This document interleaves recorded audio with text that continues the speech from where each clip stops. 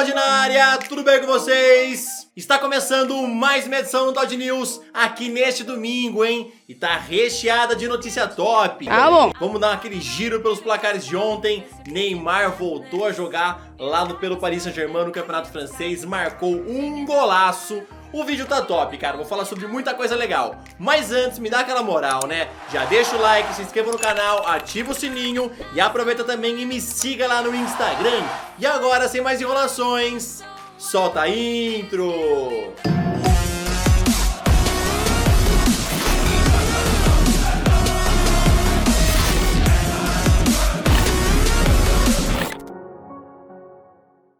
Só passando para avisar que esse vídeo aqui é um oferecimento do aplicativo OneFootball, o melhor aplicativo para você que quer ficar por dentro em tudo em relação ao mundo do futebol, tá bom? Lembrando que ele é grátis, está disponível para Android, iOS e também Windows Phone. Faça o download pelo link da descrição. Bora começar então pelos placares de ontem e vamos começar lá pela Europa. E bora começar lá pelo Campeonato Francês. Ontem teve rodada lá da Ligue 1 e o Paris Saint-Germain teve novidade. Neymar voltou à equipe no primeiro jogo nessa temporada e a equipe venceu o Strasbourg por 1-0 justamente com o gol do brasileiro. Lembrando que ele foi vaiado o jogo inteiro pela torcida e aí ele respondeu no gramado marcando este belo gol aos 47 do segundo tempo. Meio voleio, meio bicicleta, defina como você quiser esse golaço do Neymar. Pela La Liga, o Real Madrid venceu o Levante por 3-2. Os merengues abriram o placar com Karim Benzema de cabeça. O atacante francês marcou o segundo após assistência de James Rodrigues e o terceiro foi marcado por Casemiro ainda no primeiro tempo. A equipe do Levante voltou um pouquinho melhor no segundo e Borja Mayoral diminuiu aos 5 minutos. E depois, Gonzalo Melero marcou de cabeça, mas mesmo assim, quem levou a vitória foi o Real Madrid. No Camp Nou, o Barcelona venceu o Valência por 5-2 e o jovem Ansu Fati começou o jogo pegando fogo. Marcou o primeiro gol logo aos 2 minutos e depois ele deu assistência para Frank de Jong marcar o segundo. O Valência ainda diminuiu no primeiro tempo com Kevin Gameiro. No segundo tempo, Piqué aproveitou o rebote na trave de Griezmann para marcar o dele, né? Tava baba, era só empurrar. Depois, Luis Suárez marcou este belo gol e ele mesmo marcou o quinto do Barcelona. Maxi Gomes ainda diminuiu para o Valência aos 47 do segundo tempo. O Real Sociedad jogou um balde de água fria no Atlético de Madrid e venceu o time de Simeone por 2-0. Martín Odegaard abriu o placar aos 13 do segundo tempo e 2 minutos depois, Nacho Monreal marcou seu gol, lembrando que era a estreia do jogador pelo Real Sociedad. Pela Bundesliga, o Bayern de Munique deu uma freada e empatou com o Leipzig em 1-1 fora de casa. Lewandowski abriu o placar aos 3 minutos, mas Emil Forsberg empatou de pênalti. O Borussia Dortmund atropelou o Bayer 04 em casa e venceu justamente de 4-0. Paco Alcácer abriu o placar ainda no primeiro tempo, pegando esse chute de primeira. E aí no segundo, Marco Reus, cara, tava jogando muito e já marcou o primeiro dele após uma assistência de Jadon Sancho. Rafael Guerreiro marcou o terceiro e para fechar aí o placar, Marco Reus apareceu novamente. Pelo campeonato italiano, Fiorentina recebeu a Juventus e o jogo ficou em 0-0. A Internazionale venceu a Udinese com gol de Stefano Sensi. O Napoli venceu por 2-0 a Sampdoria. Dries Mertens abriu o placar aos 13 minutos do segundo tempo e o próprio belga marcou de novo após um belo passe de Llorente. Pela Premier League, o Manchester United venceu por 1-0 o Leicester City e o gol foi marcado por Marcus Rashford de pênalti.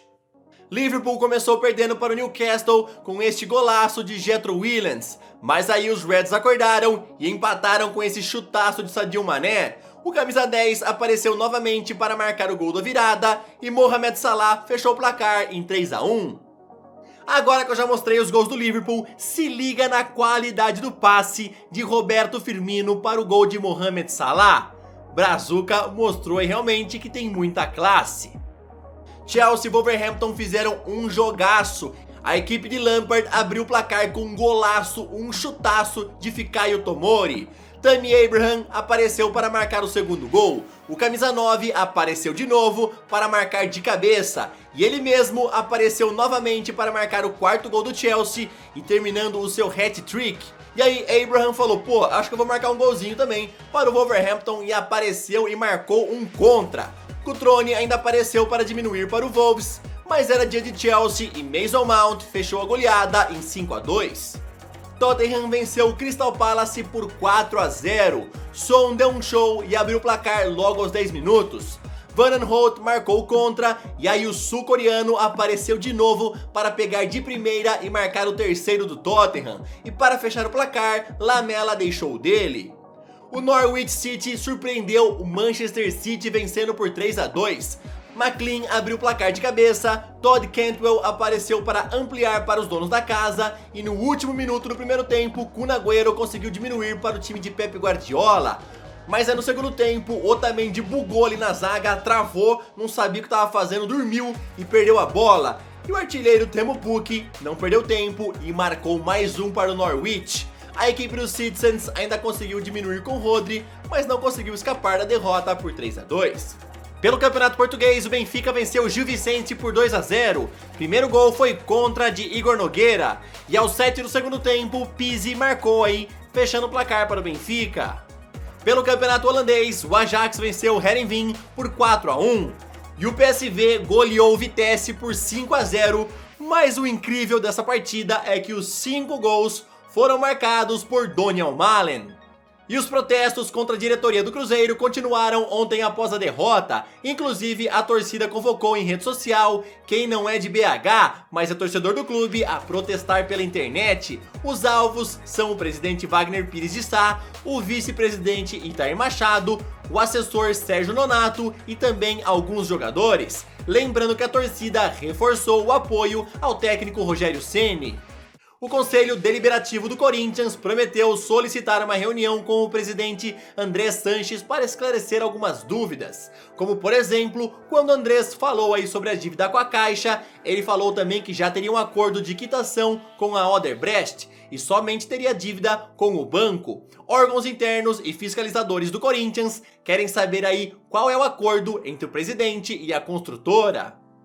Pela última rodada do primeiro turno do Brasileirão, tivemos aí um jogo entre líder e vice-líder. E o Flamengo venceu o Santos por 1-0 com este golaço do artilheiro Gabigol. Se liga nessa pintura, mandando por cobertura do goleiro do Santos. O Vasco visitou a Chapecoense e venceu por 2-0. Ribamar abriu o placar com este belo gol de cavadinha. A Chape ainda empatou de cabeça com Arthur Gomes, mas Thales Magno marcou para dar vitória ao time da Colina.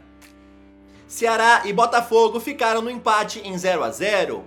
No Allianz Parque, Mano Menezes reviu seu ex-time, o Cruzeiro, e o Palmeiras venceu a Raposa por 1-0 com um gol de Bruno Henrique. Assim, o Verdão assumiu a vice-liderança com 3 pontos a menos que o Flamengo, que foi campeão simbólico do primeiro turno. Jorge Jesus ontem disse após a vitória do Flamengo que esse pode ser o melhor time que já treinou em sua vida e que a partida de ontem foi em nível europeu, que não perde nada para Barcelona, Real Madrid e Manchester City. Fluminense está prestes a anunciar 2 reforços. Primeiro é o lateral esquerdo Ourinho, que foi revelado pelo Santos e estava sem clube. E depois é o zagueiro de 28 anos, Lucas Claro, que também estava sem clube. Os dois já estão no Rio de Janeiro para fazer exames médicos e assinar contrato até o final de 2020. Ben Arfa está sem clube e pode ser o novo reforço do Olympique de Marseille. Após a lesão de Florian Thauvin, o clube está de olho no jogador, mas ainda não iniciou as conversas. Wilfried Zaha, após não ter conseguido deixar o Crystal Palace na última janela, mandou embora aí o seu agente, o seu empresário. Lembrando que o time recebeu uma oferta de 80 milhões de euros do Arsenal, mas aí o empresário e o clube acharam que era muito barato e resolveram pedir um pouco mais, o que acabou resultando na desistência dos Gunners, que foram atrás de Nicolas Pepe. Mino Raiola, que agencia grandes jogadores como Paul Pogba, De Ligt e vários outros, já está liderando a corrida para ser o novo agente do Marfinense e promete para ele uma saída em janeiro. De acordo com a Sky Itália, o Milan está de olho no meio do Benfica, Gedson Fernandes, e já se prepara para abrir negociações com as Águias. O jogador tem apenas 20 anos e possui uma multa rescisória de 120 milhões de euros, mas a equipe portuguesa topa abrir negócio por ofertas acima de 50 milhões. De acordo com o jornal Bild, o Manchester United está pensando com mais carinho e está disposto a negociar Paul Pogba com o Real Madrid, mas o clube continua exigindo Toni Kroos envolvido no negócio, mas até aceita abaixar um pouquinho a pedida, lembrando que inicialmente o clube queria Toni Kroos mais 180 milhões de euros. Mas o clube merengue está na dúvida e pensa em N'Golo Kanté do Chelsea, lembrando que foi divulgado pelo jornal The Sun que Real e Chelsea têm já um acordo verbal pela preferência numa venda do jogador. Os ex-companheiros Hazard e Courtois já fazem campanha para a chegada do volante em 2020. Agora eu te pergunto e deixa nos comentários, você prefere Pogba ou Kanté no meio do Real? Neymar ontem voltou a jogar no Parque dos Príncipes e eu acho que o único minuto que ele não foi vaiado foi na hora que ele marcou o gol da vitória. Ele aproveitou para falar após o jogo o seguinte: então eles vaiaram o jogo inteiro e no final tiveram que gritar gol. Neymar também falou que se sente triste, pois sabe que todo jogo que disputará lá no Parque dos Príncipes será como jogar fora de casa, ainda mais após as faixas que a torcida organizada do clube, os Ultras, estavam colocando. Se liga no que essa daí falava: seu nome na Torre Eiffel, seus milhões em conta, suas noitadas no Open Bar, bem-vindo ao inferno. Fora que eles ficaram cantando aí Hijo da Puta praticamente os 90 minutos.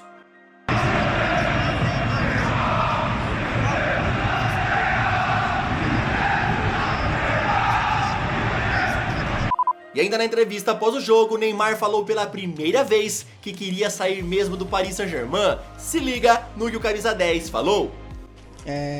Todos sabem que era um desejo sim, de sair, e eu queria isso, e eu deixo bem claro. Mas não vou entrar em detalhes do que aconteceu, né, nas negociações. Isso as pessoas, tanto presente daqui, sabem o que ele fez. Os outros também, então isso é uma página virada. Hoje eu sou jogador do Paris Saint-Germain e prometo dar de tudo em campo. Esse é meu papel, esse é o que eu vou fazer nessa temporada, ser feliz dentro de campo, porque eu não preciso que gritem meu nome, não preciso que estejam ali por mim. O que eu quero, o que eu desejo é que eles estejam ali pelo Paris Saint-Germain. Se eles falam que o Paris Saint-Germain é muito grande, é maior do que qualquer outro jogador, eles têm que esquecer esse jogador então e começar a incentivar a equipe os 90 minutos, que eu acho que será muito mais importante do que ficar vaiando. Bom galera, essa aqui foi mais uma edição do Todd News, eu espero que vocês tenham gostado e eu quero saber uma coisa de vocês, tá bom? Vários jornais, vários veículos de imprensa estão falando que o Neymar não deveria ter ido aí depois, né, do jogo e falado que realmente queria sair do Paris Saint-Germain, falar naquele tom ríspido e tudo mais em relação à torcida e que ele realmente queria ir embora do Paris Saint-Germain, né? Aliás, queria não, né? Ele quer, é que ele não pode falar que quer ir embora agora porque não tem ninguém pra comprar, né? Agora a janela tá fechada, ele só pode ir embora em janeiro. O que vocês acham? Neymar tá errado em falar isso daí depois do jogo ou não? Tem que falar mesmo, botar a boca no trombone. Comentem sobre tudo, bora bater um papo, ter uma discussão sadia nos comentários. Tamo junto, valeu, falou!